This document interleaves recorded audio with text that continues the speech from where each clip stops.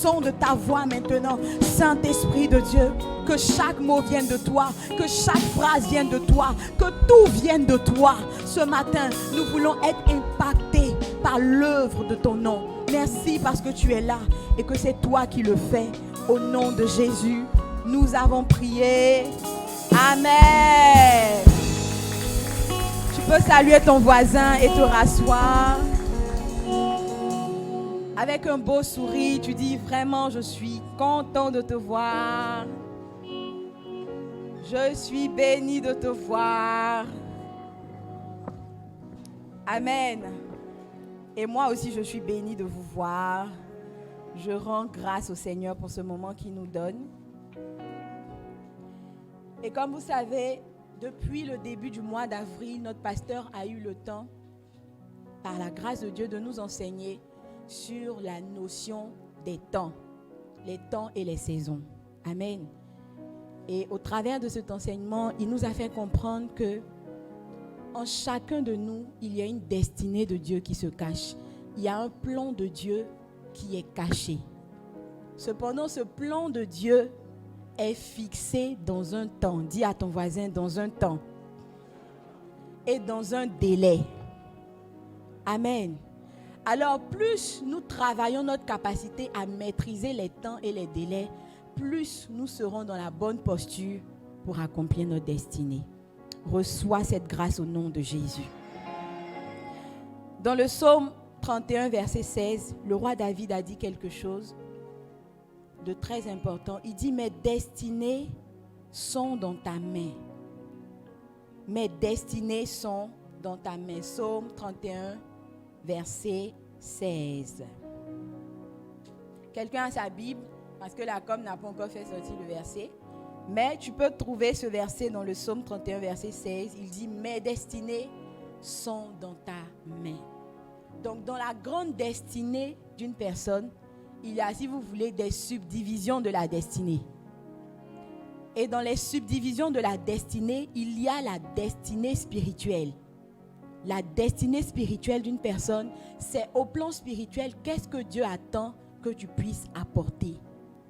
Au plan spirituel, quel est l'impact que Dieu veut que tu puisses avoir? Alléluia, pendant toute ta vie. Et regardez ce que Jésus a dit avant de partir, avant de laisser les disciples. Vous savez, quand quelqu'un doit mourir, ces dernières paroles sont vraiment des paroles très profondes. Pourquoi? Parce que quelqu'un qui doit mourir sait qu'il n'a plus de temps. Donc, il n'a pas le temps de rire, de causer, de faire des blagues. Il va s'assurer de dire les choses essentielles et fondamentales. Et regardez ce que Jésus a dit avant de partir dans Matthieu 28, verset 19. Matthieu 28, verset 19, il dit, allez, faites de toutes les nations des disciples, les baptisant au nom du Père, du Fils et du Saint-Esprit. Avant de quitter la terre, avant de nous laisser, la dernière chose que Jésus a dit, donc qu'on peut considérer comme la prière de son cœur, son cri de cœur, c'était d'aller vers les autres. Dis à ton voisin, allez vers les autres. Il dit, allez vers les nations et faites d'eux des disciples. Faites d'eux des disciples, transformez-les comme moi. Pourquoi est-ce que le Seigneur nous envoie aller vers les autres? Parce que notre jugement va dépendre des autres. Amen. La manière dont tu seras jugé, la manière dont je serai jugé, la manière dont nous serons jugés, dépend de l'impact que nos vies auront eu sur les autres. Regardez ce qu'il dit dans Matthieu 25, versets 31 à 46. Donc soyez très attentifs, c'est une longue lecture. Lorsque le Fils de l'homme viendra dans sa gloire, donc lorsque Jésus reviendra, avec tous les anges, il s'assiera sur le trône de sa gloire. Toutes les nations seront assemblées devant lui. Il séparera les uns d'avec les autres, comme le berger sépare les brebis d'avec les boucs. Et il mettra les brebis à sa droite et les boucs à sa gauche. Alors le roi dira à ceux qui seront à sa droite, « Venez, vous qui êtes bénis de mon Père, prenez possession du royaume qui vous a été préparé dès la fondation du monde. Car j'ai eu faim et vous m'avez donné à manger. J'ai eu soif et vous m'avez donné à boire. J'étais étranger et vous m'avez recueilli. J'étais nu et vous m'avez vêtu. J'étais malade et vous m'avez visité. J'étais en prison et vous êtes venu vers moi. Les justes lui répondront, Seigneur, quand avons-nous vu avoir faim et t'avons-nous donné à manger? Ou avoir soif et t'avons-nous donné à boire? Quand avons-nous vu étranger et t'avons-nous recueilli? Ou nu et t'avons-nous vêtu? Quand avons-nous vu malade ou en prison et sommes-nous allés vers toi? Et le roi leur répondra, je vous le dis en vérité, toutes les fois que vous avez fait ces choses à un de ces plus petits de mes frères, c'est à moi que vous les avez faites. Verset 41, il dit, ensuite il dira à ceux qui seront à sa gauche, retirez-vous de moi, maudits, allez dans le feu éternel qui a été préparé pour le diable et pour ses anges. Car j'ai eu faim et vous ne m'avez pas donné à manger. J'ai eu soif et vous ne m'avez pas donné à boire. J'étais étranger et vous ne m'avez pas recueilli. J'étais nu et vous ne m'avez pas vêtu. J'étais malade et en prison et vous ne m'avez pas visité. Ils répondront aussi, Seigneur, quand avons-nous vu ayant faim ou ayant soif, ou étranger ou nu, ou malade ou en prison, et ne t'avons-nous pas assisté? Et il leur répondra, je vous le dis en vérité, toutes les fois que vous n'avez pas fait ces choses à l'un de ces plus petits, c'est à moi que vous ne les avez pas faites. Et ceux-ci iront au châtiment éternel, mais les justes à la vie éternelle. Amen. Donc vous voyez que la manière dont Dieu va nous prendre dans l'éternité dépend de comment nous aurons traité les autres. La place que nous aurons auprès de Dieu, que ce soit à gauche ou à droite, dépend de comment nous aurons traité les autres. Alors ce n'est pas évident de vivre une vie pour soi-même et de penser que nous pouvons atteindre le plan de Dieu. Vous savez, si Dieu vous a donné une destinée, cette destinée-là, ce n'est pas pour vous-même. La destinée que Dieu vous a donnée, c'est pour les autres. Les dons que Dieu vous a donnés, c'est pour les autres. Réfléchissez bien, même si tu as le don de parole de connaissance, c'est quelle parole de connaissance tu vas donner sur toi-même? Quelle parole de connaissance tu vas te donner à toi-même? Tu te connais toi-même, tu connais ta vie, tu sais déjà ce que tu fais. Quand Dieu te donne une parole de connaissance, c'est pour quelqu'un. Et quand tu as le don de guérison, c'est pour guérir les autres. Tout ce que Dieu a investi en nous, il l'a mis pour les autres. Dis à ton voisin, tout ce que tu as, c'est pour les autres. Non, dis-lui bien, tout ce que tu as, c'est pour les autres. Pourquoi les autres? Parce que les autres ont besoin de Jésus. Les autres ont besoin de Jésus. Aujourd'hui, toi, tu as la grâce d'être à l'église. Peut-être qu'à cette heure, il est 9h18. C'est maintenant que quelqu'un va sortir de la boîte de nuit pour aller maintenant à la maison. Toi, Dieu te fait la grâce d'être à l'église. Les autres ont besoin de Jésus. Les autres ont besoin de savoir ce que toi, tu as su pour être ici ce matin. Alléluia. Pourquoi est-ce que nous devons parler aux autres? Parce que les autres ont besoin du message. Romains 10, 14 dit, comment en entendant-ils parler s'il n'y a personne qui prêche? La Bible dit dans Romains 10, 17 que la foi vient de ce qu'on entend. Et ce qu'on entend vient de quoi? La parole de Dieu. J'ai envie de dire que le salut vient de la foi. Maintenant, la foi, elle vient de quoi? De ce que tu as entendu. Ce que tu as entendu vient d'où? De la parole de Dieu venue d'où? Parce que la Bible ne se déplace pas. La Bible n'a pas de bouche. La Bible ne parle pas. Donc, la parole de Dieu vient d'où? De la bouche de quelqu'un. De quelque chose que tu as entendu dans la bouche de quelqu'un. La vie de Dieu dans ta bouche peut sauver quelqu'un. Alléluia. Ce que tu as expérimenté de Dieu peut sauver quelqu'un. Pourquoi est-ce qu'on doit penser aux autres? Parce que les autres ont beaucoup de problèmes. D'accord, c'est vrai, tout le monde a des problèmes, mais toi au moins tu as Jésus. Tu as des problèmes et tu as la solution à côté. Donc ton cas n'est pas si dangereux que ça. Mais pense à ceux qui ont le problème sans la solution. Réfléchis combien toi-même qui es là en bonne santé avec tes 2 pieds, tu luttes pour avoir du travail. Alors imagine quelqu'un qui est handicapé. Regarde comment toi-même, malgré ta grande beauté, tu es encore célibataire.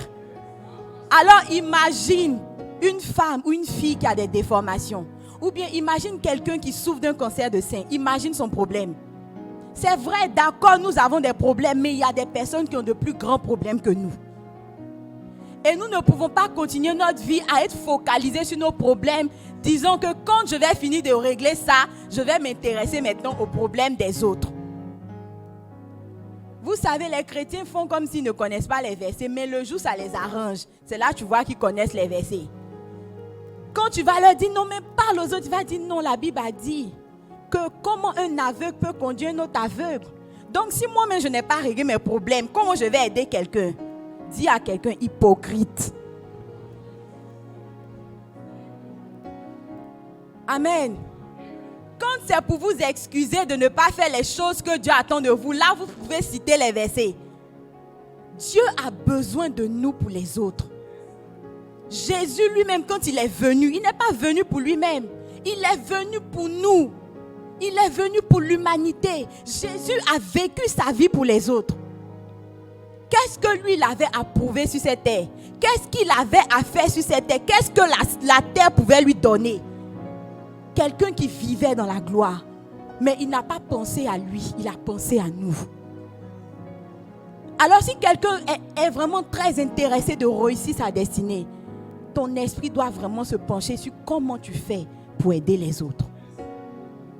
Comment tu fais pour sauver les autres? Je n'ai jamais vu quelqu'un qui a pensé aux autres qui a été un échec dans sa vie. Tous ceux qui ont eu des grands noms dans l'histoire du monde, ce sont des personnes qui ont aidé les autres. Moïse a géré les trésors de l'Égypte. Il a géré une nation. Pourquoi? Parce qu'il a porté le fardeau d'Israël. Esther a été célébrée. Pourquoi? Parce qu'elle a pris le risque de donner sa vie pour sauver son peuple. Néhémie est devenu un grand. Pourquoi? Parce que bien qu'étant dans le palais du roi, il s'est soucié de son peuple et de comment reconstruire la muraille. David est devenu un héros national parce qu'il a défendu son peuple face à Goliath. Peut-être que quand je cite tout cela, tu te dis, oh mais ça c'est des gens de la Bible, nous on ne les connaît pas. Mark Zuckerberg est devenu milliardaire parce qu'il a eu juste une idée de rassembler des hommes autour d'un réseau de communication. Facebook que tu utilises beaucoup, tu parles avec tes copains, tes copines d'Europe, d'Amérique. C'est Mark Zuckerberg qui a pensé à comment faire communier les gens. Juste penser aux autres l'a rendu milliardaire. Mamadou Gassama. Vous le connaissez? Un sans-papier malien a obtenu la naturalisation française. Il a rencontré, c'est pas qu'il a rencontré, il a été reçu par le président de la République. Il a obtenu un poste de sapeur-pompier dans les sapeurs-pompiers français. Pourquoi? Parce qu'il s'est soucié de sauver la vie d'un enfant. Chaque fois que vous pensez aux autres, vous êtes en train de vous qualifier pour une grande destinée. Chaque fois que vous vous souciez des autres, vous êtes en train d'écrire votre nom dans l'histoire de ceux qui vont marquer la terre. Alléluia. Alors la question c'est comment maintenant on va aider les autres? Puisqu'on veut aider les autres, on doit aider les autres. Comment on aide les autres? On peut aider les autres de plusieurs manières. On peut faire beaucoup de choses pour aider quelqu'un. Tu peux donner de l'argent. Tu peux faire quoi encore? Prendre quelqu'un chez toi. Tu peux éduquer quelqu'un. Tu peux faire des dons à un orphelinat. Tout ça, c'est bon. Mais ça n'aide pas vraiment les gens. Amen. Parce que si quelqu'un a faim, que tu lui donnes une mangue au lieu de lui donner un manguier, tu n'as pas réglé ses problèmes. Parce que la mangue, c'est l'affaire d'un jour et d'une assiette. Quand ça va finir, il aura encore faim. La meilleure manière d'aider les autres, c'est de leur donner Jésus. Non, ta manière même de dire Amen me montre que tu n'es pas intéressé par cette affaire. La meilleure manière d'aider quelqu'un, c'est de lui donner Jésus. La meilleure manière de sauver la vie de quelqu'un, c'est de lui présenter Jésus. Alléluia. Le problème, c'est qu'aujourd'hui, nous les chrétiens, on est devenus des gens qui prient, qui jeûnent. Et ce n'est pas mauvais. C'est ce que Dieu attend de nous. Mais on s'enferme dans l'église et on reste ensemble à prier. Oh Seigneur, sauve les âmes. Oh Père, sauve les âmes. Oh Jésus, viens sauver. Mais Jésus ne va pas sauver encore. Dieu ne va plus sauver les gens. Je sais que ça te choque, mais c'est vrai. Pourquoi? Parce que Jésus est déjà mort. Jésus ne va pas revenir remourir encore. Dieu a déjà sauvé les hommes. La seule chose qui manque, c'est que toi, tu n'ouvres pas ta bouche pour parler aux gens. Tu n'ouvres pas ta bouche pour transmettre le message de Christ. Peu importe comment nous prions et peu importe comment nous jeûnons, ça ne peut pas convertir les gens. Jamais une femme qui prie et qui jeûne ne tombe enceinte parce qu'elle a prié et jeûné. Même si tu as prié, même si tu as jeûné, il faut un acte qui va introduire la semence dans ton corps. Et c'est au travers de cette semence-là qu'un fœtus va commencer à naître en toi. Alors peu importe comment on prie, on fait des actions prophétiques, on évangélise, on jeûne, si on n'ouvre pas la bouche pour parler, personne ne sera sauvé. Personne ne sera sauvé. Le réveil vient par la prédication de l'évangile. Le salut vient par la prédication de l'évangile. Alléluia. La délivrance vient par la prédication de l'évangile. Pas par les bonnes pensées que tu as. Tu vois ta copine de chambre sortir, se laver, s'apprêter, repasser ses habits pour aller dans ce rencard avec cet homme marié, mais tu ne parles pas. Parce que tu te dis, non, si je pars dans son affaire, celle-là, elle va me dire quelque chose ici. Dis à ton voisin, tu es méchant.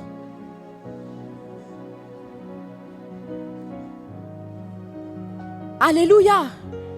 Tu vois ton petit frère se droguer, se cacher pour fumer des choses. Mais tu ne parles pas. Sous prétexte que celui-là, il est impoli façon. Quand on veut lui parler, c'est là même qu'il va se lever sur toi. Tu es méchant. Tu vois ta grand-mère malade, couchée quelque part. Jamais tu n'as entrepris de faire un voyage pour aller juste prier pour elle. Et lui dire, mamie, Jésus peut te guérir. Vous dépassez toujours des gens qui ont des problèmes devant vous, mais vous êtes tellement focalisé sur vous ou sur autre chose que vous ne voyez pas que vous pouvez juste en parlant changer la vie de quelqu'un. Alléluia. Je ne suis pas venue vous rendre triste ce matin, mais je veux que chacun de nous puisse comprendre que c'est vrai, on est des chrétiens, on veut que Jésus puisse régner, mais ça ne se fera pas si on se tait.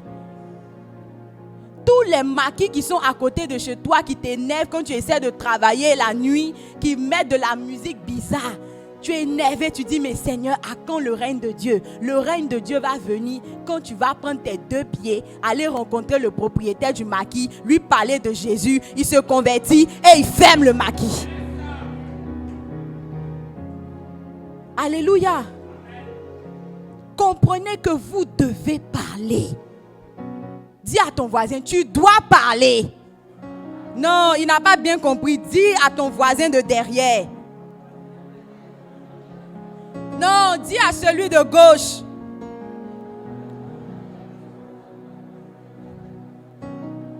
Nous devons parler. Peu importe ce que tu fais, peu importe tes stratégies, si tu ne parles pas, c'est zéro. Lorsque je travaillais encore, j'avais un patron. Un patron parce que je travaillais avec... les patrons, ils étaient deux. Donc, c'était des associés. Et il y avait un particulièrement à qui vraiment tout le temps le Seigneur me poussait de parler, il me poussait de lui dire que Jésus peut l'aider. Mais bon, toujours comme vous, je calculais, je réfléchissais, Je ne sais pas, je tournais, je dis bon demain, quand je le vois aujourd'hui, je dis non demain je vais dire. Quand demain arrive, je dis non, après-demain. Jusqu'à, je n'ai jamais parlé au patron. Et une fois, je suis rentrée, il m'a appelé dans son bureau. Et quand je suis rentrée, je l'ai vu, il avait un pansement sur la tête. Et dès que j'ai vu le pansement, le Saint-Esprit m'a dit, tu vois, utilise cette circonstance-là pour lui parler de Jésus. Prends de ses nouvelles, demande qu'est-ce qui a fait qu'il a eu le pansement et parle de Jésus. Mais malheureusement, je ne sais pas si c'était la honte, la timidité, le complexe d'infériorité, je ne sais pas, mais je n'ai pas parlé. Je n'ai pas parlé jusqu'à ce que je sorte de cette entreprise et que j'aille ailleurs. Mais Dieu a fait qu'un jour encore, au supermarché, je croise encore le patron. Vous savez, les personnes que vous voyez beaucoup, ce n'est pas un hasard. Hein. C'est parce que Dieu veut que vous puissiez leur dire quelque chose. Et dans le supermarché, quand il m'a vu, on s'est arrêté, on a parlé.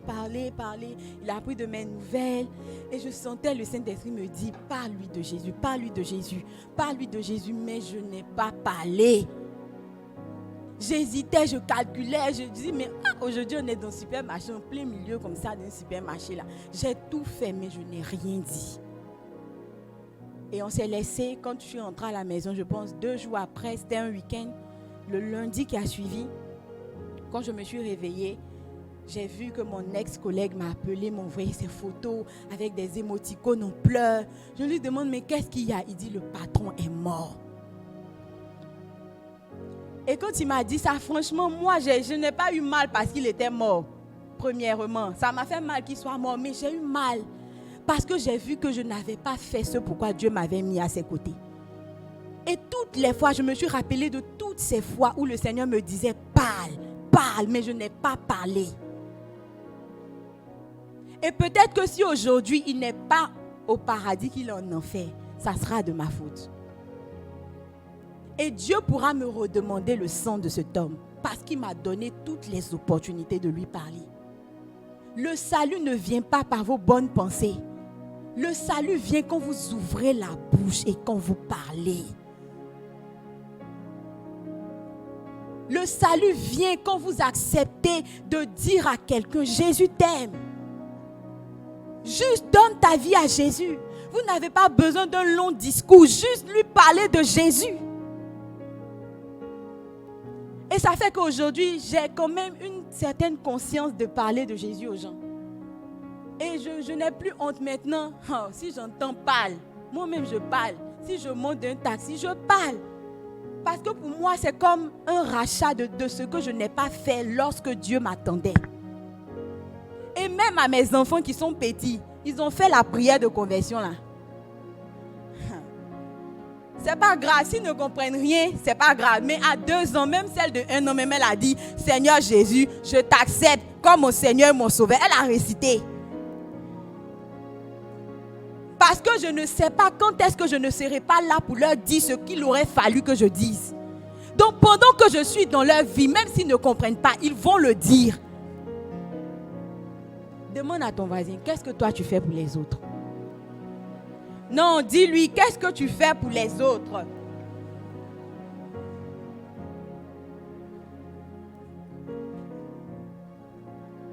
Qu'est-ce que tu fais pour tes collègues qui viennent toujours te raconter comment ils ont géré 4 busy dans le week-end?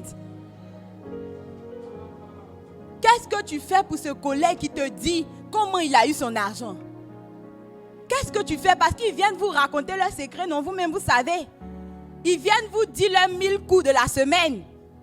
Vous entendez ça et puis vous riez. Oh, toi-même, il faut changer. Il faut changer, c'est tout ce que tu lui dis.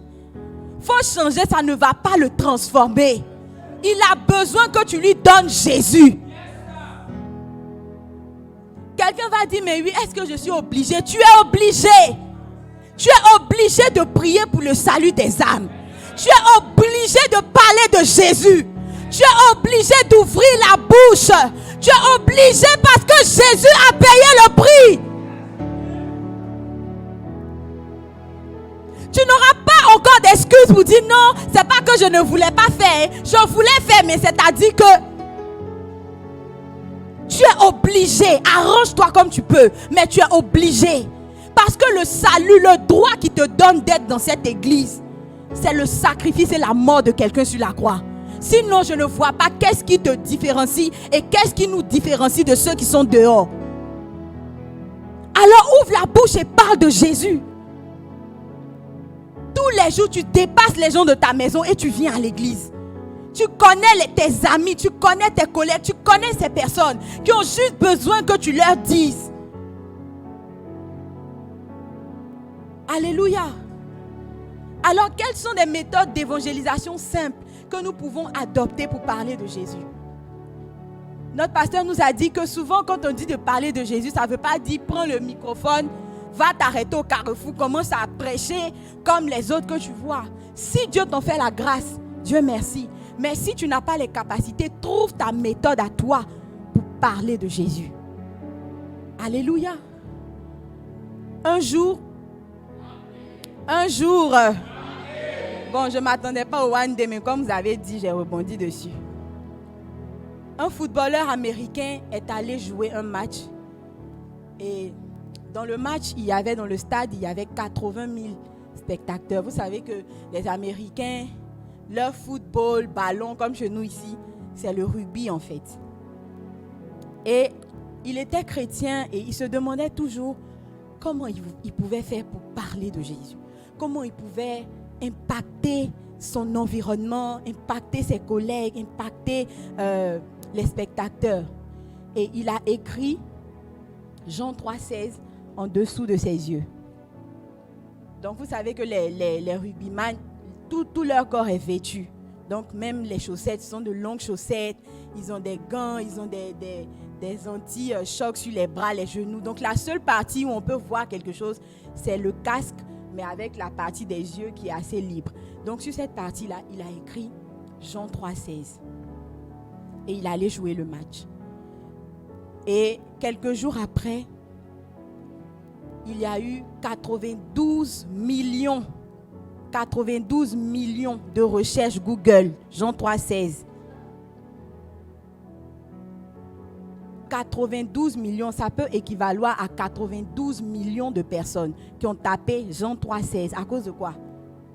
Parce qu'ils avaient vu le match.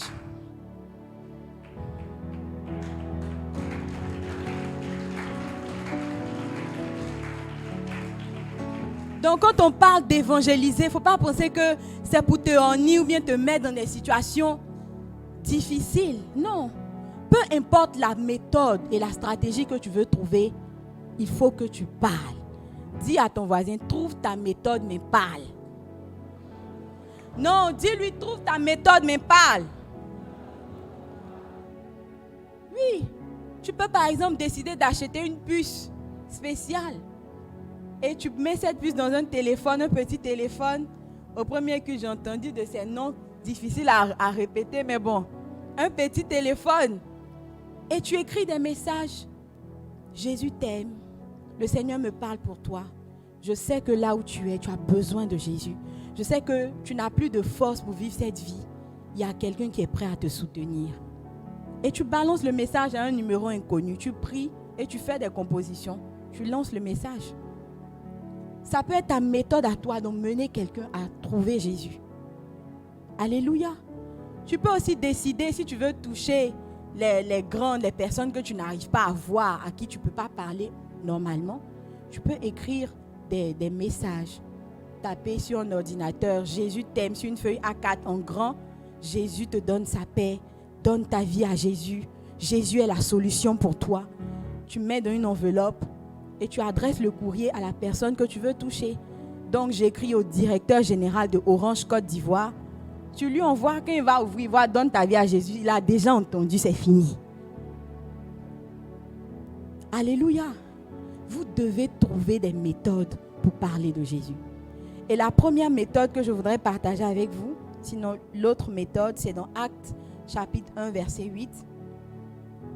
Jésus disait aux disciples, « Mais le Saint-Esprit descendra sur vous, vous recevrez sa puissance et vous serez mes témoins à Jérusalem, dans toute la Judée et la Samarie et jusqu'au bout du monde. » Amen. Donc, le Seigneur même, en te parlant d'évangéliser, t'a donné des étapes. Il t'a parlé de Jérusalem, de Judée, de Samarie et des extrémités de la terre.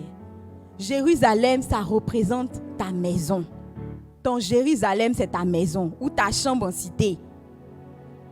Là où tu dors, là où tu vis, les personnes qui sont avec toi, tes parents, tes frères et sœurs, tes amis ou tes cousins, tes neveux, tes nièces qui habitent à la maison, ton mari, ta femme, tout ça c'est ton Jérusalem. Combien de temps tu passes sur eux? Quand on parle d'évangéliser, on est prêt à aller se muscler sur les gens de dehors. On laisse les gens même de notre maison qui n'ont même pas encore entendu Jésus. Amen. Parle à ceux qui sont à côté de toi. Parle à tes frères, à tes neveux, à tes nièces. Ta petite soeur même que tu maîtrises, ne lui parle pas de Jésus. Le Seigneur vous a donné l'autorité sur certaines personnes, mais vous n'utilisez pas. Le personnel de maison que tu payes, tu ne lui parles pas de Jésus. Pourtant, c'est toi qui lui donnes son argent qu'elle prend pour faire d'autres choses. Si vous pouvez mettre des pressions à ce niveau, vous allez gagner votre maison. Et si vous avez pu gagner Jérusalem, vous allez pouvoir attaquer la Judée. La Judée, c'est votre entourage. Vos voisins de quartier, vos voisins de maison, vos collègues au travail, tes frères Baoulé, tes frères Agni, tes frères Gouro, tes frères Djoula, tout ça c'est ta Judée.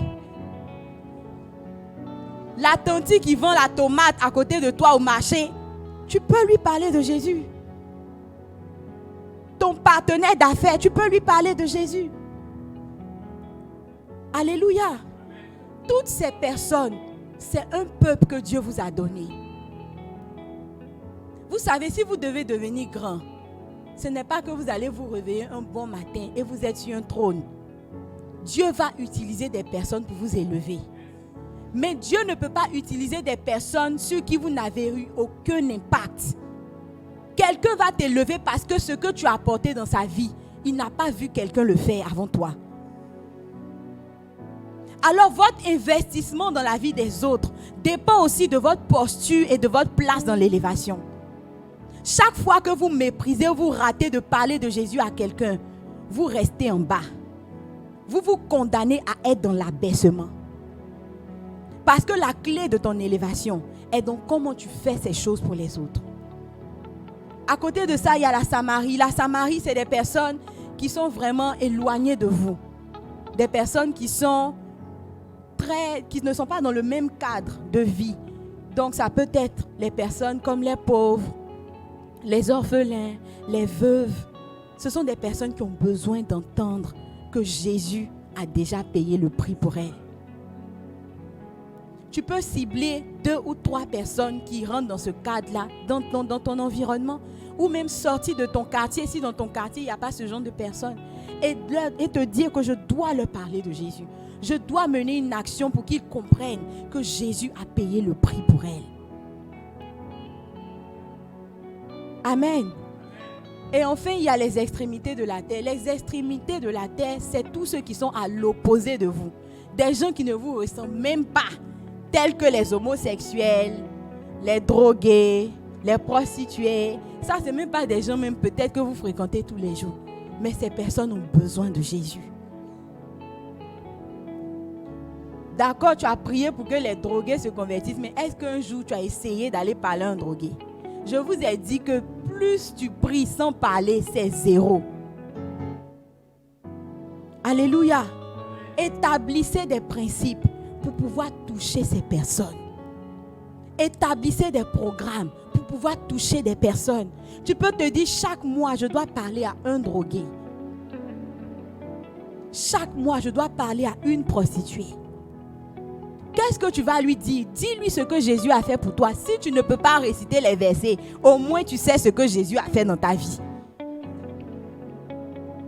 Si tu n'es pas pasteur, au moins toi, tu sais d'où Jésus t'a pris. Tu sais les 400 coups que tu faisais. Tu connais les roues casse-casse que tu faisais.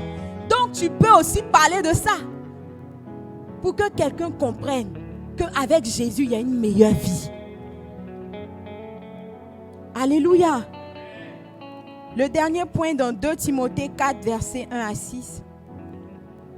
L'apôtre Paul disait à Timothée, prêche la parole. Insiste en toute occasion, favorable ou non. Reprend, censure, exhorte avec toute douceur et en instruisant. L'autre chose qui fait qu'on n'arrive pas à évangéliser, c'est parce qu'on attend un moment particulier. On attend que vraiment l'atmosphère soit favorable. On attend que tout soit disposé. Tu peux parler de Jésus à n'importe quel moment.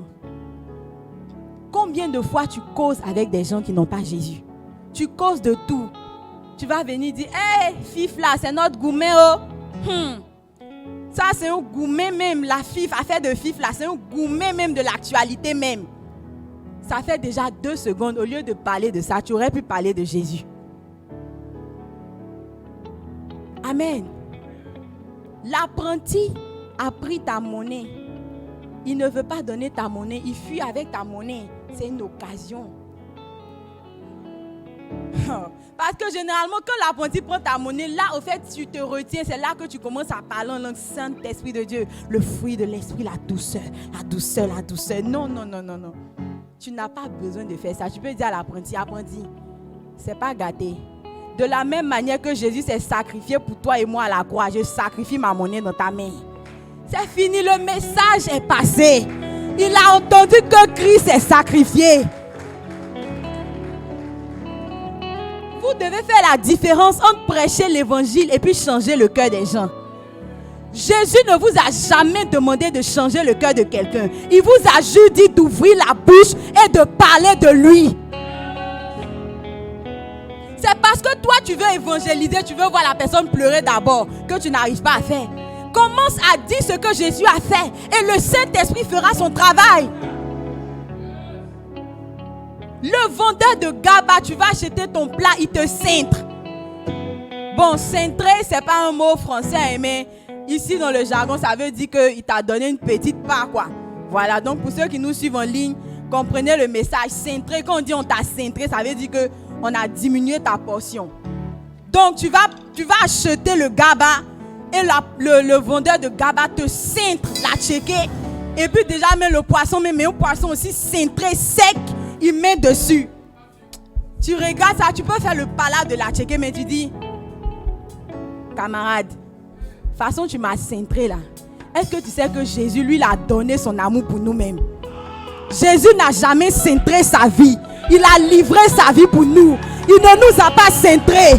Dans son amour, il nous a livré son cœur. Il nous a livré sa vie. Toi, tu m'as cintré la tchéké. Mais je veux te parler de celui qui ne saigne pas les hommes. Celui qui ne saigne pas la vie éternelle. Il s'appelle Jésus. Dans l'affaire de Gabara, toi, tu as parlé de Jésus comme ça. Dans l'affaire de poisson-thon, là, toi, tu as parlé de Jésus comme ça. Vous attendez quoi pour parler de Jésus? Vous cherchez quelle dimension pour parler de Jésus? Quelle atmosphère vous voulez pour parler de Jésus? Il n'y a pas d'occasion favorable. Chaque occasion est une opportunité.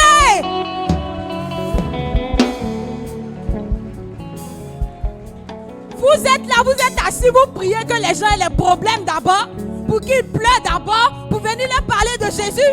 Mais est-ce que tu connais le délai de la vie de quelqu'un?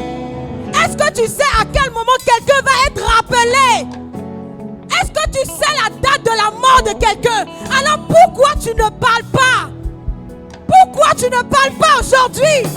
Pourquoi tu attends demain? Pourquoi?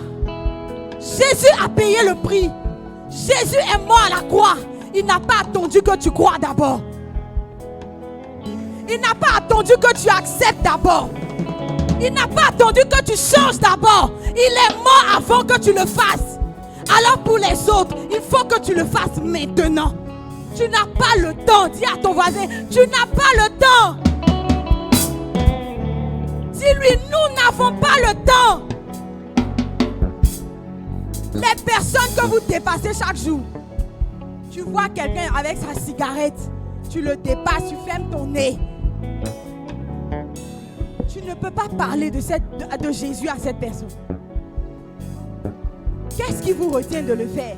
Vous avez des clients qui viennent acheter des choses avec vous. Mais tout ce qui vous intéresse, c'est votre argent, c'est votre monnaie. Souvent, Dieu même fait exprès, il n'y a pas monnaie. Pour que vous puissiez avoir une causerie de 5 minutes, mais vous vous taisez. Il dit prêche la parole. Insiste en toute occasion, favorable ou non. Tu vas dire non, mon patron, il est trop compliqué, il est trop ceci. Mais Dieu a vu qu'il est compliqué et c'est toi qui l'as mis à ses côtés. Dieu t'a mis à côté de ces personnes pour que tu sois le bras de Dieu dans leur vie, pour que tu sois la voix de Dieu dans leur cœur. Alors c'est le temps de parler de Jésus. C'est le temps de se lever et d'ouvrir simplement la bouche et de dire Jésus l'a fait pour moi. Jésus m'a sauvé. Jésus peut le faire pour toi. Tu vas te lever, tu vas prier le Seigneur. Tu vas dire, je veux parler de toi. Laisse ma bouche s'exprimer. Laisse ma bouche parler. Seigneur, que tout ce qui retient ma bouche, que tout ce qui retient ma bouche, que tout ce qui retient ma bouche, ce matin me lâche. Je veux parler de toi. Je veux parler de toi. Je veux parler de toi. Je veux parler de toi. Je veux parler de toi. Élève la voix et parle à Dieu. La machine de rebos. Les kayanda la machine de rebos. Les kayanda la broco tolobo de rebos. La namachine de rebos. Sanamamahe. Mets ton cœur dans nos cœurs, Seigneur. Mets ton cœur dans nos cœurs, Seigneur. Rends-nous sensibles. Rends-nous sensibles. Rends-nous sensibles à ce qu'il y a dans ton cœur. Oh, merci Jésus. Quand je vois ta manière de prier, je me rends compte que ce n'est pas un sujet qui t'intéresse. Si on avait dit prie pour ton élévation, prie pour ta bénédiction, prie pour ta percée, les murs de cette salle allaient trembler. Il y a plus que la percée, il y a plus que l'élévation, il y a le salut des âmes en jeu. Il y a le cœur de Dieu en jeu. Il y a la raison pour laquelle Christ est mort en jeu. Alors tu ne peux pas prier de cette manière. Tu ne peux pas prier de cette manière. S'il y a un sujet pour lequel tu dois pleurer, c'est ce sujet. S'il y a un sujet pour lequel tu dois crier, c'est ce sujet. Élève la voix et parle à Dieu ce matin. Parle à Dieu. Il t'a sauvé pour que tu sauves les autres. Les brotos t'arabachent des remords. La mayanderemo shana mama, les cataramos qui deremo shenderemos, la baba shenderemos. Oh, fais-nous prendre conscience ce matin. Oh, révolutionne nos mentalités ce matin. Oh, renouvelle nos mentalités ce matin. Renouvelle notre intelligence. Donne-nous le cœur de ceux qui te cherchent, le cœur de ceux qui te cherchent, le cœur de ceux qui font ce qui t'est agréable, le cœur de ceux qui font ta volonté. La bochanda la sondorobo, le namama yanderebo shandarabaye, lokata la machanderebo santa mama, le brokota la machandarebo se, la damama shenderebo sudaramama, lokata la machanderebo senderebo.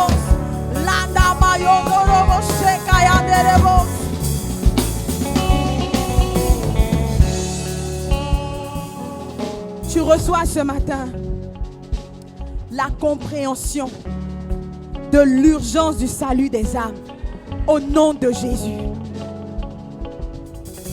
Si seulement ton cœur est disposé, il n'est pas trop tard, le Seigneur te donne de nouvelles opportunités. Reçois la capacité de saisir ces opportunités au nom de Jésus. Le Seigneur vient jusqu'à ton cœur ce matin.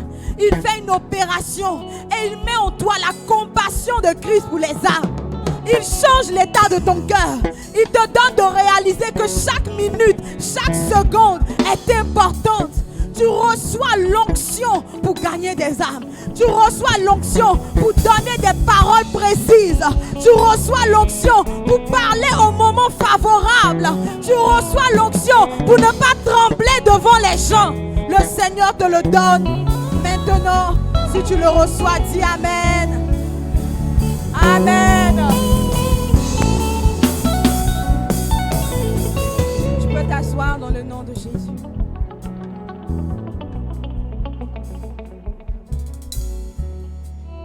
Et avant de passer aux dîmes, je voudrais inviter quelqu'un qui est peut-être là ce matin pour la première fois ici ou pour la première fois même dans une église et qui n'a jamais pris cette décision-là de donner sa vie à Jésus.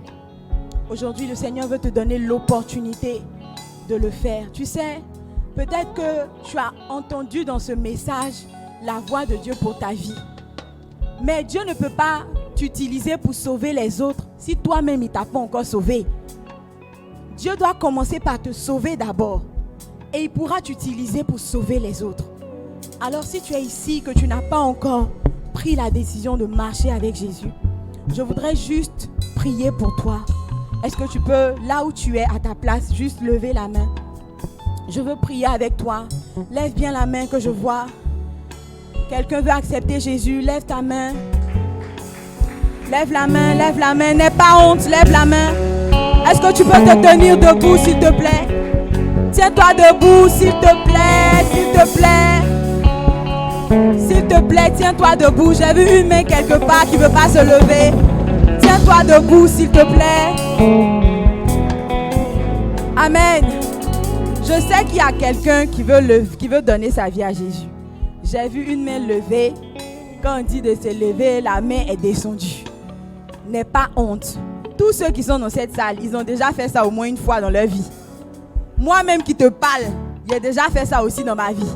Donc personne ne peut se moquer de toi parce que tu t'es levé ici. Au contraire, nous allons célébrer Dieu parce que tu t'es levé. Alors lève-toi s'il te plaît. Si tu veux donner ta vie à Jésus, n'aie pas honte de là où tu es. Lève-toi, je veux prier pour toi. Je veux prier pour toi. Amen. Alors pour tous ceux qui sont debout, vous allez juste répéter après moi. Amen. Vous allez juste répéter après moi ces paroles. Mais faites cette prière pas comme la prière que quelqu'un vous dit, mais comme une prière qui vient de votre cœur.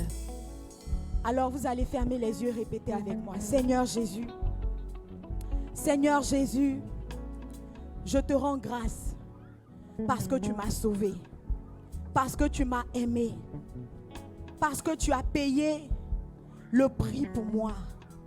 Aujourd'hui, je reviens à toi. Je te donne ma vie. Je t'accepte comme mon Seigneur et mon Sauveur. Donne-moi ta vie. Donne-moi ta vie. Donne-moi ton esprit. Fais de moi un enfant de Dieu. Fais de moi un amoureux de Dieu.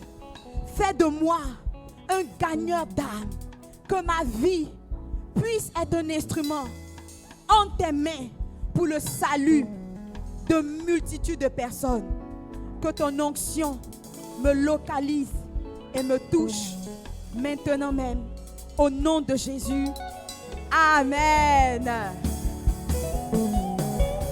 Alors, pendant que nos hôtesses vous remettent des fiches, ce sont des fiches simples avec des indications que vous devez renseigner, nom, prénom, votre lieu d'habitation, votre numéro. C'est vraiment juste dans le souci de vous appeler et de pouvoir vous rendre visite et vous aider à croître dans le Seigneur. Aujourd'hui, si vous me voyez par la grâce de Dieu en train de prêcher, je ne suis pas née comme ça. Il y a des personnes qui m'ont aidé à prier, il y a des personnes qui m'ont aidé, qui m'ont formé, qui m'ont bâti. Et je crois que si vous aussi vous permettez à d'autres personnes de le faire, demain vous serez quelque part avec un micro pour la gloire de Dieu. Et même si ce ne sera pas un micro, je crois que votre vie pourra impacter des multitudes. Alors le conseil que nous voulons vous donner, gardez l'habitude de venir au culte les dimanches. Gardez l'habitude de venir à l'église. Vous voyez, si vous étiez resté à la maison aujourd'hui, vous n'allez jamais entendre ce message. Et peut-être vous n'allez pas prendre cette décision. Donc chaque fois que vous venez à l'église, il y a une parole de Dieu pour vous aider à franchir des étapes de votre vie. Et dans l'église, vous allez trouver une famille, vous allez trouver des pasteurs, vous allez trouver des frères qui vont vous aider à atteindre votre destinée. Que Dieu vous bénisse et j'espère qu'on se reverra le dimanche prochain. Amen. Alors quelqu'un qui est là, qui a sa dîme, va prendre sa dîme et venir devant. Prends ta dîme et viens devant.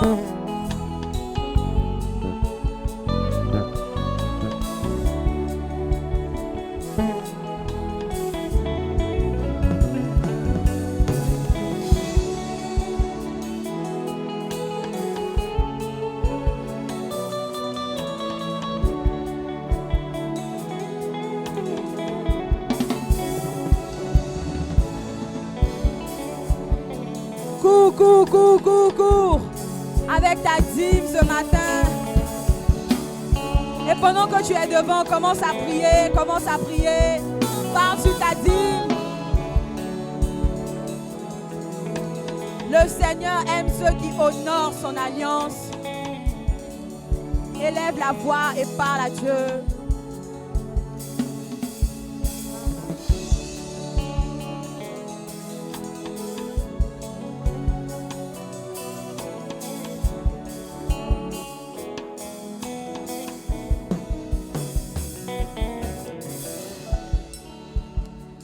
Alors je prie pour toi. Sur ta dîme, je vois la grâce de Dieu qui te rend capable d'impacter des multitudes.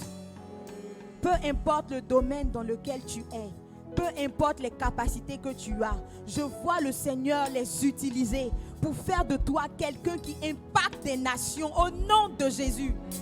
Parce que tu as le souci d'honorer Dieu, Dieu se chargera de t'honorer. Parce que tu as le souci d'élever Dieu, Dieu se chargera de te lever. Reçois la capacité, reçois l'onction, reçois les faveurs rattachées à cette alliance avec Dieu au nom de Jésus. Amen. Tu peux déposer ta dîme.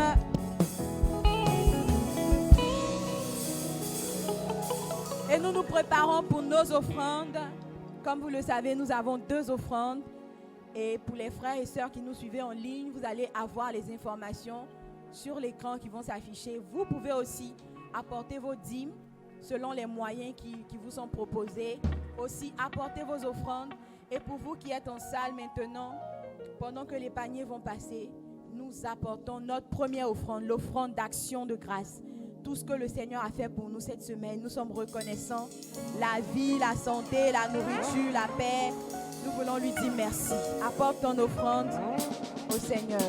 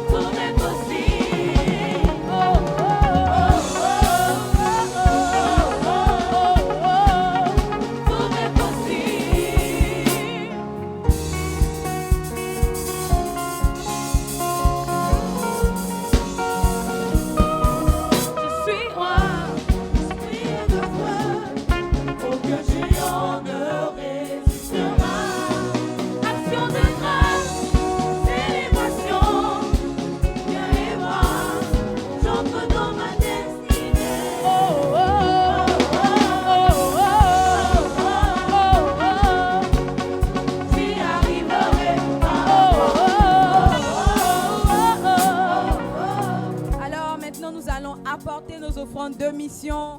Comme vous savez, l'offrande de mission, c'est l'offrande destinée à l'ouverture des églises partout en Côte d'Ivoire. C'est l'ouverture pour que plus de personnes puissent être en contact avec la parole de Dieu, puissent être en contact avec l'évangile qui transforme. Et nous voulons vraiment apporter une offrande consistante parce que nous savons que là où nous ne pouvons pas nous déplacer, nous permettons à d'autres personnes de faire le travail. Prends ton offrande de mission et apporte au Seigneur au nom de Jésus. Un champion ne recule jamais, un vaillant héros.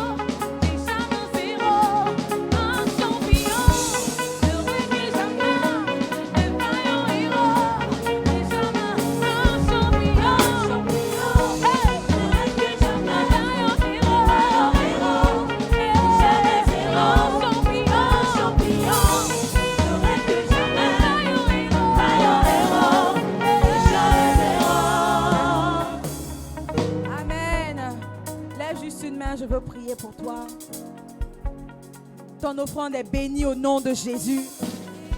Et sur cette offrande, la grâce de Dieu vient te localiser. L'onction de Dieu vient te localiser pour faire avec toi des choses extraordinaires, pour faire avec toi des choses exceptionnelles. La grâce de Dieu qui fait compter les vies vient te toucher. À partir de maintenant, ta vie comptera plus.